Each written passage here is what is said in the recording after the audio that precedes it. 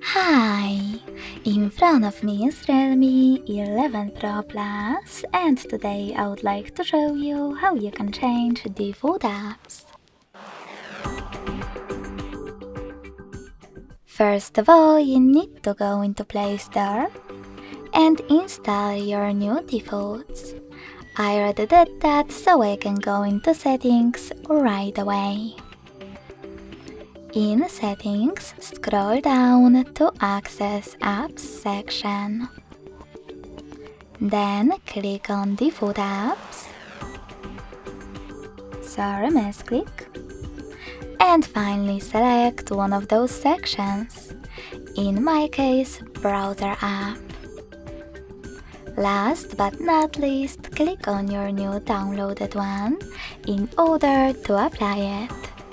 So when I do that, as you can see, my default app has changed. Thanks so much for watching. If you enjoyed this video, don't forget to leave a like, comment and subscribe. Bye!